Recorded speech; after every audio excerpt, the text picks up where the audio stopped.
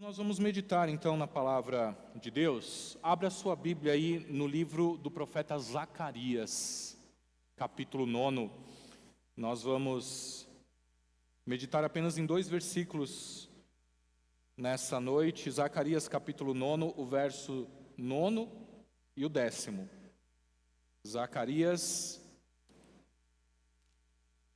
capítulo 9, o verso 9 ao 10º. Mesmo assentados, mas com toda a reverência à palavra de Deus. Zacarias capítulo 9, verso 9 e o 10º. Palavra do Senhor que nos diz assim: Alegre-se muito, ó filha de Sião, exulte, ó filha de Jerusalém. Eis que o seu rei vem até você, justo e salvador, humilde, montado em um jumento, num jumentinho, cria de jumenta. Destruirei os carros de guerra de Efraim e os cavalos de Jerusalém. Os arcos de guerra serão destruídos. Ele anunciará paz às nações. E o seu domínio se estenderá de mar a mar, e desde o Eufrates até os confins da terra. Palavras para nossa meditação. Faça aquela oração de sempre: Senhor, fala comigo. Peça isso para que você escute a voz de Deus. Senhor, nós te damos graças porque nós estamos, ó Pai, em meio às manifestações do Senhor nesse culto, na Tua presença, e em nome de Cristo Jesus, queremos continuar ouvindo a Tua voz agora, por meio da Tua palavra nesse instante. Senhor, fala conosco, quebra todas as barreiras que impedem a comunhão contigo, para que nós tenhamos a nossa conexão estabelecida contigo, ó Pai. Que o Senhor nos comunique a Tua vontade, que o Senhor nos comunique, Senhor Deus, a Tua presença, que o Senhor continue a falar ao nosso coração, e usa este Teu servo pecador indigno, mas usa conforme o Teu querer, alcança o coração do Teu povo com a Tua palavra, em nome de Jesus, nós oramos e nós agradecemos. Quem crê diz amém. Louvado seja o nosso Deus. O Teu Rei vem, o Teu Rei vem. Irmãos e irmãs, hoje nós celebramos então o domingo de Ramos, domingo em que nós recordamos, nós refletimos aqui sobre a entrada triunfal de Jesus. Os 4 evangelhos registram o rei Jesus entrando em Jerusalém, montado em um jumento, enquanto ele se preparava ali para salvar o seu povo dos seus pecados ali na cruz do Calvário. E 2 evangelhos em especial, em particular, trazem esse texto de Zacarias, o evangelho de Mateus, que nós lemos, e João também. Os 2 trazem essas palavras do profeta Zacarias aqui no capítulo 9. E esse texto mostra que quando o Messias entrou em Jerusalém, montado no jumento, ele não fez isso para se sentir bem, ele não fez isso exatamente para ser notado, mas sim para cumprir as Escrituras. Então, Jesus era, e ele continua sendo, um rei, e é por isso que ele foi aclamado quando ele entrou em Jerusalém. As pessoas estenderam seus mantos, cortaram ali ramos de árvores e gritaram: Hosana ao filho de Davi, bendito que vem em nome do Senhor, Hosana nas maiores alturas. E a entrada triunfal foi o cumprimento da profecia aqui que nós lemos em Zacarias. Mas eu quero chamar a sua atenção para um ponto muito importante: nem todos os aplausos significam reconhecimento, nem todos os aplausos significam aceitação, nem todo aplauso é sinônimo de respeito, nem todo aplauso é sinônimo de admiração. Porque as pessoas que receberam Jesus ali naquela ocasião, dessa forma, aguardavam outras coisas dele, e não o que ele fez. Essas pessoas esperavam ali um rei político, esperavam um líder terreno, alguém que dominasse os dominadores romanos, sabe? Então, o mundo todo, alguém que dominasse o mundo todo e colocasse Israel ali no topo do mundo, então por meio da força. E nós sabemos que Jesus não fez nada disso. Jesus não atendeu às expectativas daquele povo. Parte daquele povo que gritou Hosana lá no começo da Semana Santa foi o povo que gritou crucifica-o lá no final da Semana Santa.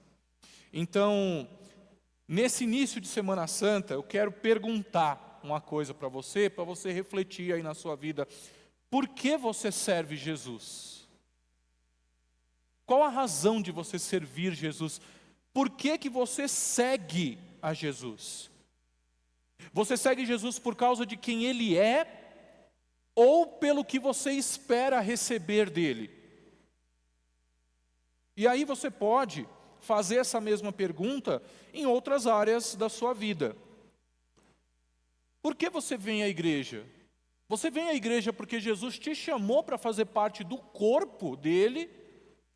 Ou você vem à igreja esperando que ela venha aqui alimentar as suas expectativas, corresponder às suas expectativas pessoais?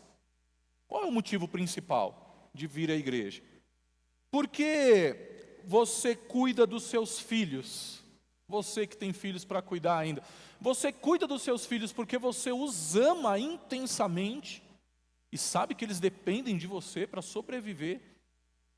Você cuida dos seus filhos porque você os ama, ou você cuida esperando que eles cuidem de você lá no futuro?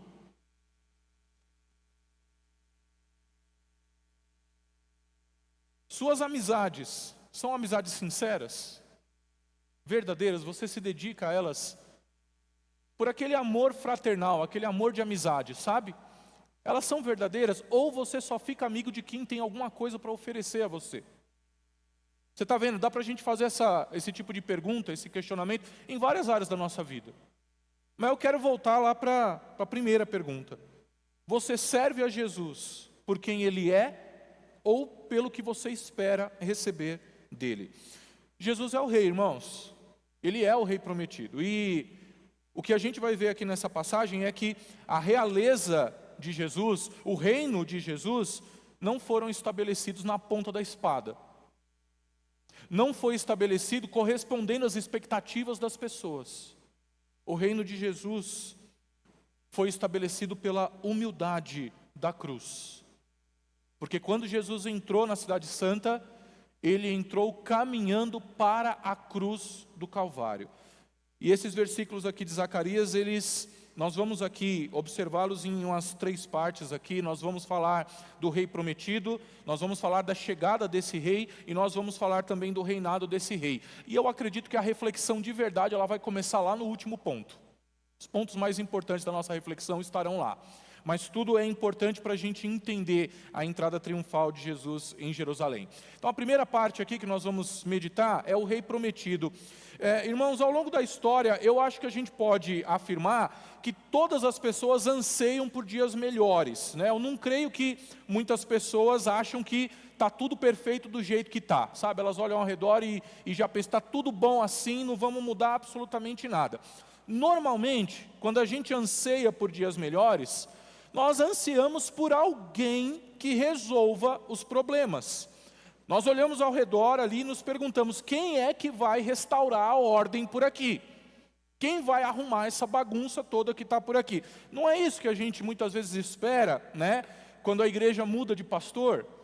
E aí alguns irmãos estão nessa expectativa, né? Olha, como é que ele vai agir? Como é que a gente quer alguém que resolva tudo, que atenda tudo, que corresponda àquilo que eu também estou pedindo, né, numa igreja. Não é isso que a gente espera em ciclos eleitorais. Nós estamos em ano de eleição, irmãos. E aí a gente espera que a gente vai eleger ali um governante que vai resolver todos os problemas e vai salvar o nosso povo, a nossa nação. E aí, enfim, a gente pensa, se essa pessoa for eleita, tudo vai ser melhor.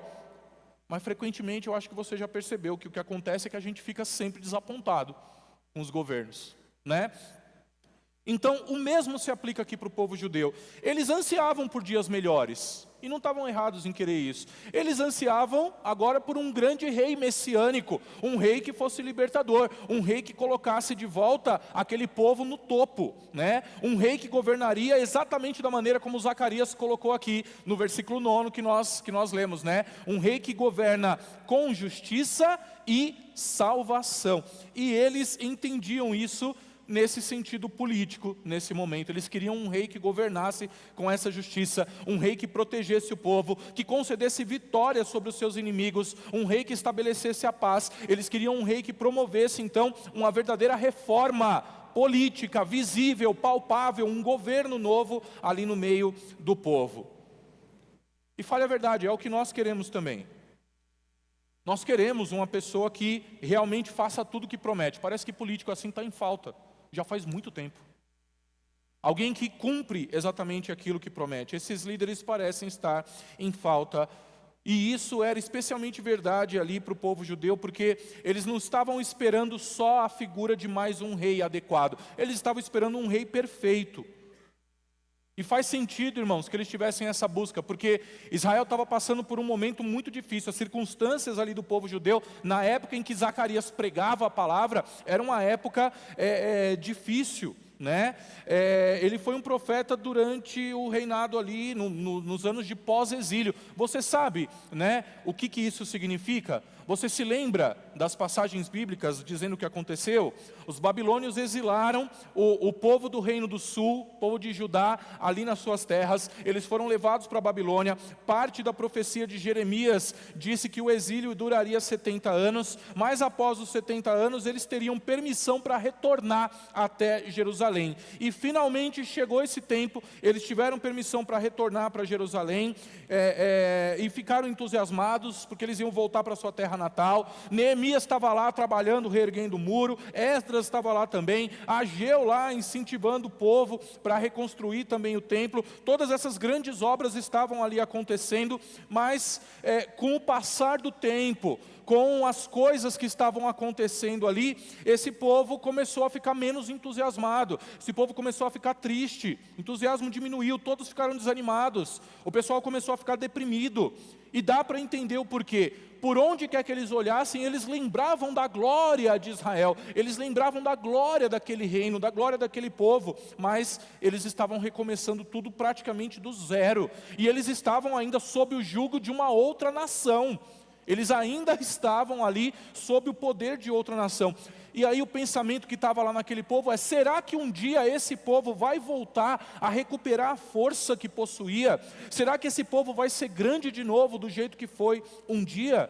E em meio a essas circunstâncias, então, nós temos Zacarias atuando, e a sua profecia tinha o propósito de encorajar o povo. Se você pegar aí o capítulo 9, a primeira parte do capítulo 9, você vai ver ali Zacarias colocando ali palavras, né, de julgamento sobre nações inimigas, e na segunda parte, então, ele vai narrar a história de um rei messiânico, um rei que era diferente, um rei glorioso. Então eu espero que você consiga perceber a importância dessa palavra profética num momento de fragilidade do povo ali naquele instante. Essencialmente o que Zacarias estava dizendo era que o povo de Deus um dia voltaria ao topo, haveria um grande rei, mas ele seria um rei diferente. Ele seria um rei diferente de todos os outros reis que já passaram por ali. Então há uma promessa, e essa promessa enche o coração do povo de esperança. A segunda coisa que eu quero chamar a sua atenção aqui é sobre a chegada do rei. Então volta aí comigo lá no versículo 9, para a gente ler de novo, e acompanha aí comigo, ó. Alegre-se muito, ó filha de Sião, exulte, ó filha de Jerusalém, eis que o seu rei vem até você justo e salvador, humilde, montado em um jumento, num jumentinho cria de jumenta. Então olha só, Zacarias está lembrando ao povo que haverá esse rei glorioso, esse rei messiânico. Quando ele chegar, vai ser um dia de júbilo, vai ser um dia que vai valer a pena ser festejado, porque esse rei vai se destacar em duas frentes. Ele vai ser justo e ele será o Salvador. E aí talvez numa primeira vista você pode ler isso e pensar que Zacarias está simplesmente dizendo que o rei prometido aqui vai ser um protetor do seu povo, né? A gente não ficaria entusiasmado se viesse uma palavra de Deus assim e falasse assim: olha, né, assim diz o Senhor, o próximo presidente do Brasil será justo e será o protetor do povo e salvará o povo, né? Parece ótimo. Mas Zacarias está dizendo algo que vai muito além das expectativas políticas. O rei messiânico será justo e salvador. Nós aqui entendemos, irmãos, que é uma referência ao Messias. Depois de você ler, depois de você examinar toda a profecia no Antigo Testamento e saber da história do Senhor Jesus no Novo Testamento, você percebe que esse Messias é o Senhor Jesus, porque ninguém mais se encaixa nesses critérios. Davi e Salomão foram bons reis, mas eles estavam bem longe de ser exemplo moral, eles estavam bem longe de ser plenamente justos. Só Jesus era plenamente justo. Jesus não apenas nasceu sem pecado, mas também viveu uma vida perfeita. Ele se submeteu à lei, ele cumpriu a lei durante toda a sua vida. Ele cumpriu a lei ativamente, observando a lei e cumprindo essa lei durante toda a sua vida, e cumpriu a lei passivamente, porque ele aceitou ser castigado pelos nossos pecados. Jesus foi simplesmente perfeito, e esse grande rei vai ser ele mesmo a salvação. Então por que ele está entrando lá em Jerusalém? Qual é o motivo dele entrar em Jerusalém? É para cumprir o jeitinho que Deus pensou para ele resgatar o povo, é para ir para a cruz do Calvário, é para realizar a salvação. Ele tinha que fazer isso, tinha que vir por meio dele, e nós não contribuímos em nada para isso, irmãos. Tem um teólogo que é o Robert Charles Sproul, já falecido já em 2017, mas o Sproul falava que a única coisa que nós contribuímos para a nossa salvação foi o pecado, que enfim, tornou essa salvação necessária para nós. Foi assim que a gente contribuiu, a gente atrapalhou tudo, mas então tornou a salvação possível a nós. Zacarias só podia estar falando então de Jesus, porque Jesus não era só plenamente justo, não só possuía a salvação em si mesmo, como também ele fez tudo isso por meios humildes para nos trazer paz. Eu quero que você perceba isso. A vida dessas pessoas que voltaram aqui para a terra estava um caos, estava uma desordem. E a nossa vida também não parece nada pacífica. A nossa vida aponta para o caos. A nossa vida parece estar ali mergulhada no caos, mergulhada na confusão, no conflito. E esse rei vem para trazer paz, para trazer estabilidade. Presta atenção nisso. Hoje em dia a gente está vendo aí vários líderes ao redor do mundo, fazendo desfiles militares para demonstrar ali a força dos seus exércitos, dos seus armamentos, e isso é para deixar uma mensagem clara para o mundo todo, da sua potencialidade de poder forçar a paz. E esses atos, eles demonstram bem o sentimento desses reis, desses governantes, desses chefes de Estado ao longo do tempo. A estabilidade e a paz vêm por meio da força. É essa a mensagem do mundo. A paz vem por meio da força, da guerra, de destruir. E através da destruição nós vamos alcançar a paz. Muito interessante. Mas como Zacarias descreve o rei messiânico? Como é que ele descreve a chegada do rei? Ele vai ser humilde, montado num cavalo? Num jumentinho, cria de jumenta. Tem uma canção do Luiz Gonzaga, Apologia ao Jumento, você já ouviu? Ele fala que o jumento é nosso irmão, porque o jumento carregou o Salvador, carregou o nosso Senhor. O jumento ajudou na construção, e o jeito que a humanidade trata ele é com desprezo. Para quem assistiu lá o primeiro filme do Shrek, tem uma cena lá, depois que o Shrek salva a princesa lá do Castelo do Dragão, a princesa Fiona chega lá e fala assim: o que seria do cavaleiro sem o seu alazão? Ela falando isso para o burro, E aí o burro vira para o Shrek e fala assim: você ouviu bem, Shrek? Ela me chamou de alazão. Você sabe o que é um alazão? Cavalo vermelho, cor de canela, enfim, poderoso, Ele é imponente. E isso é engraçado, irmãos, porque um burro não é um alazão. Um burro não é exatamente o animal que sugere força, que sugere poder, que sugere autoridade. Um burro é um animal de carga.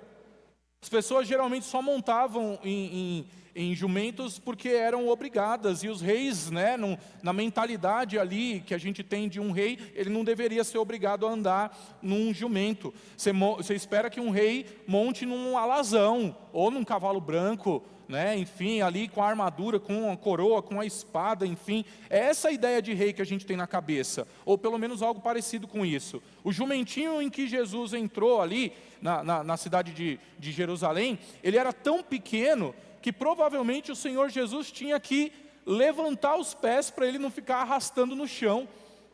Não é bem a entrada de um rei que a gente imagina que vai entrar na cidade e salvar o seu povo. Não é a imagem de um rei glorioso, conquistador, que a gente tem em mente. Agora, um dos fatos bíblicos mais interessantes é que ao longo do Antigo Testamento, os líderes e os reis de Israel costumavam montar em jumentos, subvertendo toda a lógica do resto do mundo. Lá em 1 Reis, né, Salomão montou a mula de Davi para demonstrar que ele era o legítimo sucessor ao trono. Se você vai lá no livro dos Juízes, você vai ver que vários juízes tinham como montaria os jumentos. Davi mesmo mencionou que ele montou um jumento lá no livro de 2 Samuel, no capítulo 16. Então pode parecer estranho para nós, mas para o povo de Israel naquela época não era algo incomum. A gente tem na Bíblia essa justa posição aqui, intencionalmente estranha. Uma pessoa de grande poder, de grande influência, já era conhecida pelos seus milagres, já era conhecida por arrebatar multidões, já era conhecida ali pela sua palavra, mas ele estava entrando num animal, vamos ser honestos aqui, um animal manco, um animal que não era imponente, né? Mas essa era a intenção. E o motivo pelo qual os reis e líderes de Israel montavam um jumento em vez de um cavalo era para enfatizar a sua humildade. E Zacarias capítulo 9, que nós lemos, diz exatamente isso: eis que o teu rei vem a ti, ele é justo, ele é salvador, humilde, montado num jumento, num jumentinho, cria de jumenta. O motivo pelo qual eles entravam ali montados em jumentos, irmãos, era para enfatizar a sua humildade, apontar quem é que realmente estava no comando. Os reis e os governantes em Israel sempre deveriam servir ao Senhor. Era o Senhor quem lutaria por eles. Tem até uma canção, eu não sei se a gente já cantou aqui alguma vez na igreja ou não, mas tem uma canção que diz: Jeová é o teu cavaleiro. Você conhece essa? Jeová é o teu cavaleiro. Então olha lá, né? Para todos os reis, para todos os governantes, quem é o cavaleiro, quem é o guerreiro, quem é o forte, quem é aquele que luta as batalhas, é Deus.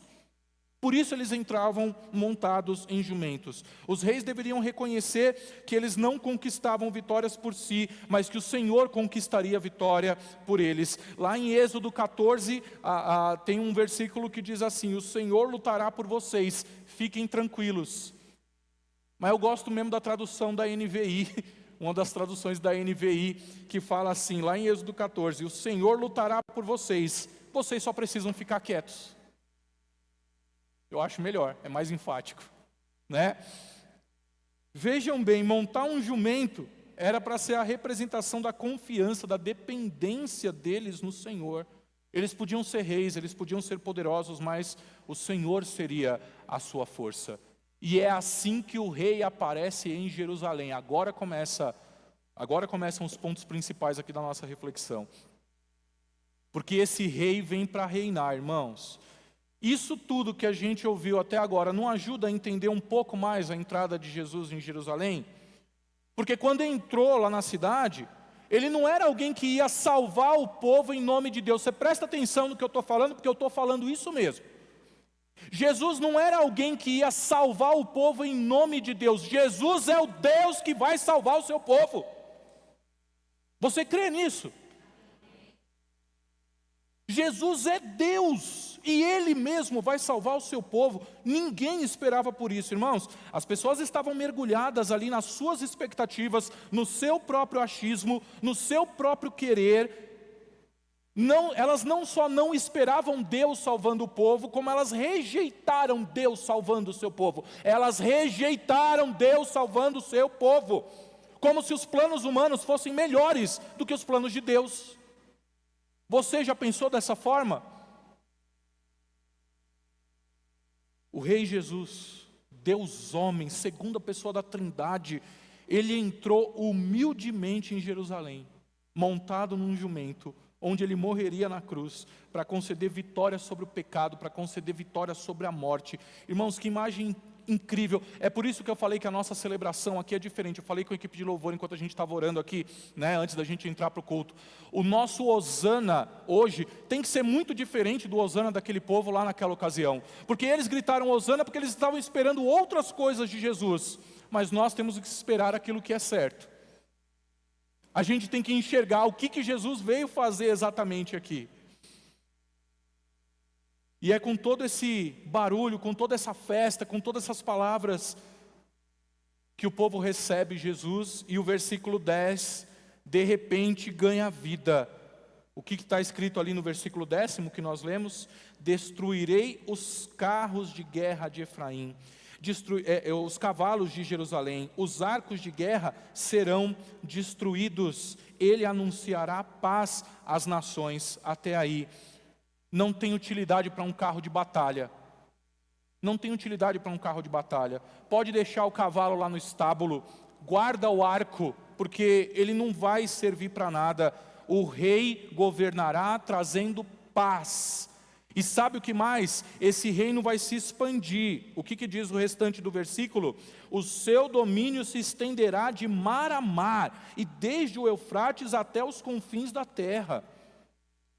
Então eu vou perguntar de novo, irmãos, será esse reino aqui ele vai se expandir na ponta da espada?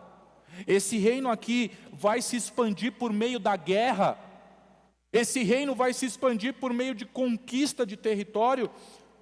Será que o reino vai crescer só se Jesus atender minhas expectativas? O reino vai ser real se Jesus vier me servir daquilo que eu tenho vontade?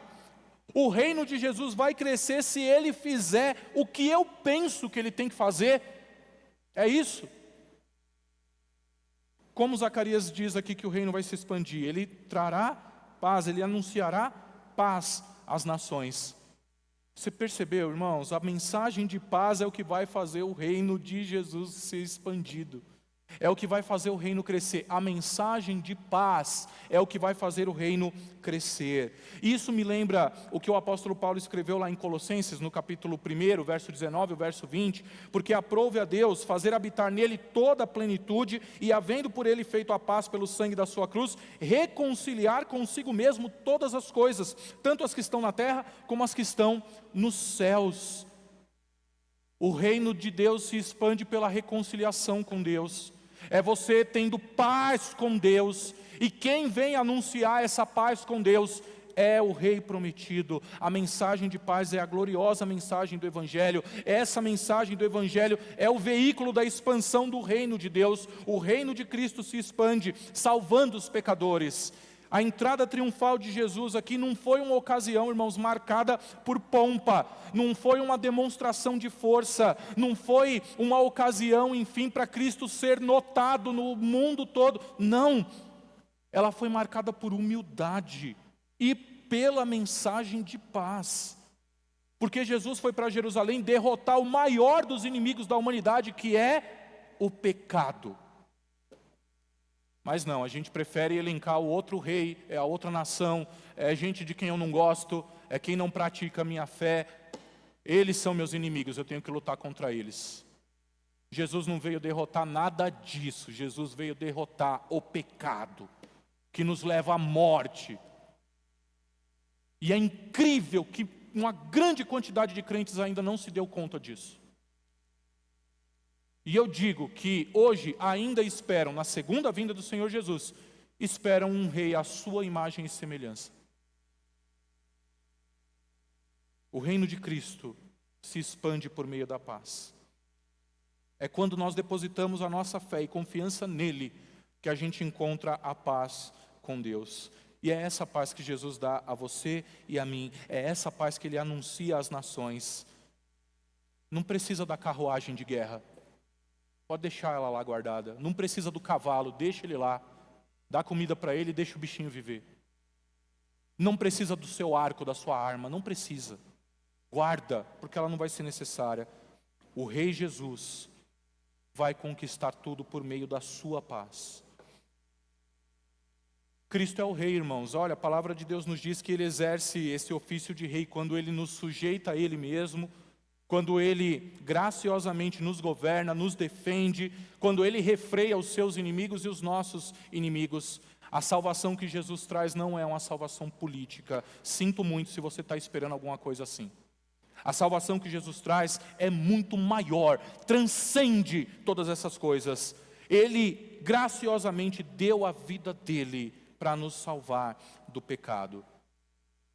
A gente comete um grande erro se a gente olha para a entrada de Jesus aqui e confunde humildade com fraqueza. Se a gente vê Jesus montando um jumento e acha que isso é fragilidade, então a gente não entendeu ainda a questão. A mensagem que Zacarias trouxe e que o povo judeu precisava receber era que o importante não era o que o rei messiânico faria por eles, mas o que o rei messiânico faria neles.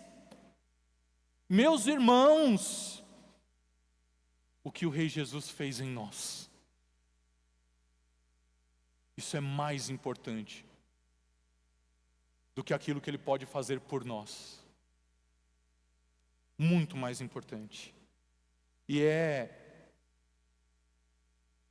assim que a gente entra no reino de Deus.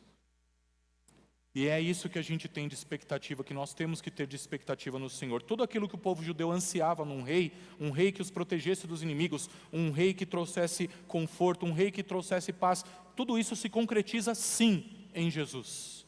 De verdade, Zacarias não estava enganado. Mas a expectativa do povo estava enganada. Jesus introduziu o seu reino no mundo com humildade. E nós somos lembrados disso todo ano quando a gente celebra aqui a entrada triunfal, quando a gente celebra o Natal, porque Ele veio e se fez carne e habitou entre nós. Quando a gente lê Filipenses capítulo 2, que nós lemos hoje, Ele, sendo encontrado em forma humana, humilhou-se a si mesmo, tornando-se obediente até a morte, e morte de cruz. Percebeu que tudo caminha para a humildade? É esse o rei a quem servimos, irmãos. Ele não governa pela ponta da espada, não. Ele governa pela palavra que sai da sua boca. E se você lembrar bem, toda a imagem do que sai da boca do Senhor Jesus é tido como uma espada. Ainda hoje pela manhã, você que não está vindo na escola dominical, você está perdendo tudo isso. Nós meditamos, não foi? Que Cristo é aquele que vem e a espada sai da sua boca, mas essa espada é a sua palavra.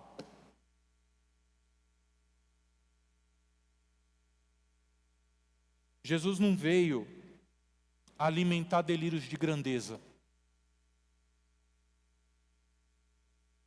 Jesus não veio alimentar delírios de grandeza, mas Ele veio para cumprir a vontade de Deus. Então, a maneira como você e eu entramos no reino de Cristo é semelhante à maneira como Ele estabeleceu esse reino. Jesus introduziu o seu reino em humildade. E nós, irmãos, nós entramos no reino de Deus por meio da humildade também. Temos que nos humilhar diante de Deus. Precisamos nos submeter a Deus, submeter a nossa vida a Ele. Precisamos entregar a nossa vida a Ele. E isso não é uma coisa que a gente faz uma vez na vida, para depois nunca mais, depois a gente esquece. Nós estamos continuamente nos humilhando diante dEle, nos afastando dos nossos pecados e reconhecendo que Ele é a nossa única esperança. Eu vou encerrar lembrando você de uma coisa. Martinho Lutero compreendeu esse ponto, e por isso que a primeira das suas 95 teses, a primeira delas, foi assim: quando o nosso Senhor e Mestre Jesus Cristo disse arrependam-se, Ele quis que toda a vida dos crentes fosse uma vida de arrependimento. Toda a vida, uma vida de arrependimento.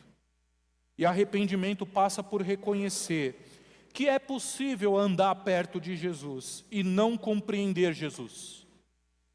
Que é possível cantar hosana aqui com a boca, mas no coração continuar esperando um Messias, a nossa imagem e semelhança. Um Cristo que confirme os nossos desejos, mas não confronta os nossos pecados. Um rei que resolva os nossos problemas, mas que não governe verdadeiramente as nossas vidas. Aí eu vou voltar lá na primeira pergunta. Você segue Jesus por quê? Você segue Jesus por quem Ele é? ou pelo que você espera receber dele? Cristo é o Rei prometido, irmãos, mas a glória dele passa pela humildade, a vitória dele passa pela cruz, e o reino dele não se estabelece no espetáculo. O reino de Cristo se estabelece pela obediência. Cristo não entra aqui hoje, simbolicamente, no domingo de Ramos, ele não entra para ser admirado de longe, ele entra para ser seguido e obedecido de perto. Recebe essa palavra em nome do Senhor Jesus.